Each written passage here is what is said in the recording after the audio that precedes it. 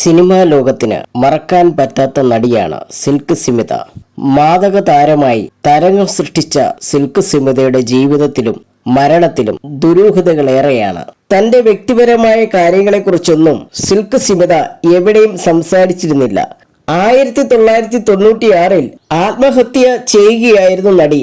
എന്നാൽ ആത്മഹത്യ ചെയ്യാനുള്ള കാര്യം എന്താണെന്ന് കൃത്യമായി ആർക്കും അറിയില്ല. ഡോക്ടറായ രാധാകൃഷ്ണൻ എന്ന വ്യക്തി സിൽക്ക് സ്മിതയുടെ പങ്കാളിയായിരുന്നു. നടിയുടെ മരണശേഷം ഇയാളെക്കുറിച്ചും അധികം വിവരങ്ങളൊന്നും ലഭിച്ചില്ല. ഇപ്പോഴിതാ സിൽക്ക് സ്മിതയെക്കുറിച്ച് സംസാരിക്കുകയാണ് സുഹൃത്തായിരുന്ന നടി അനുരാധ. ഗലാട്ട വോയിസുമായുള്ള അഭിമുഖത്തിലാണ് പ്രതികരണം. മരിക്കുന്നതിന് മുമ്പ് സിൽക്ക് സ്മിത തന്നെ വിളിച്ചിരുന്നു എന്നാണ് താരം പറയുന്നത്. ആ കാലത്ത് ലാൻഡ് ലൈൻ ഫോണാണ്. സിൽക്ക് എന്നെ വിളിച്ച് വീട് വരെ വരുമോ എന്ന് ചോദിച്ചു. ഒരിക്കലും രാത്രി സിൽക്ക് അങ്ങനെ വിളിക്കാറുണ്ടായിരുന്നില്ല. അപൂർവമായി മാത്രമേ വൈകുന്നേരങ്ങളിൽ വിളിക്കൂ. എന്താണ് ആവശ്യം എന്ന് ഞാൻ ചോദിച്ചു. നീ വാ, സംസാരിക്കാനുണ്ടെന്ന്. ഞാൻ ഭർത്താവ് സതീഷ് 9:30 വരും.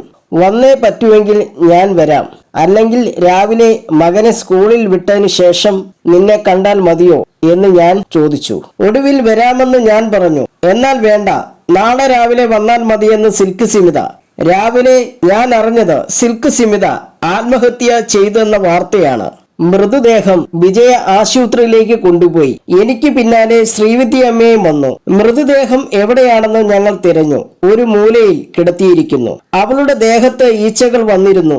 ആളുകൾ കാണാൻ എത്രമാത്രം ആഗ്രഹിച്ച നടിയാണ് സിൽക്ക്. ആ നടിയുടെ മൃതദേഹം ഇങ്ങനെ വെച്ചിരിക്കുന്നു. ഞാനും വിദ്യാമ്മയും ഈച്ചകൾ വരാതിരിക്കുവാൻ വീശിക്കൊണ്ടിരുന്നു. സിൽക്ക് സ്മിതയെ അങ്ങനെ ഒരു സ്ഥിതിയിൽ കണ്ട് തനിക്ക് സഹിക്കാൻ പറ്റിയില്ലെന്നും അനുരാധ വ്യക്തമാക്കി. അന്ന് രാത്രിയിൽ സിൽക്ക് എന്നെ വിളിച്ചപ്പോൾ പോകേണ്ടതായിരുന്നു എന്ന് ചിന്തിച്ച് താൻ വിഷമിച്ചു. പക്ഷെ സിൽക്ക് അവളുടെ പ്രശ്നങ്ങൾ ആരോടും പറയില്ലായിരുന്നു. ഒരു പക്ഷേ ഞാനന്ന് പോയിരുന്നെങ്കിൽ അവളെ സമാധാനിപ്പിക്കാൻ പറ്റിയേനെ എന്ന ചിന്ത ഒരുപാട് വർഷം തന്നെ അലട്ടിയെന്നും അനുരാധ പറയുന്നു. സിൽക്ക് സ്മിത മദ്യപാനിയാണെന്ന ഗോസിപ്പ് ഉണ്ടായിരുന്നു. എന്നാൽ അവർ മദ്യം ഉപയോഗിച്ചിരുന്നില്ല. ആ കാലത്ത് സിൽക്കിനൊപ്പം ഒരു ഡോക്ടർ ഉണ്ടായിരുന്നു. അയാൾ എന്തോ ഗുളിക സിൽക്കിന് നൽകുന്നുണ്ടായിരുന്നുവെന്നും അതുകൊണ്ടാണ് സിൽക്കിനെ കാണുമ്പോൾ ബോധമില്ല എന്ന് തോന്നുന്നുവെന്നും ചിലർ പ്രചരിപ്പിച്ചത്.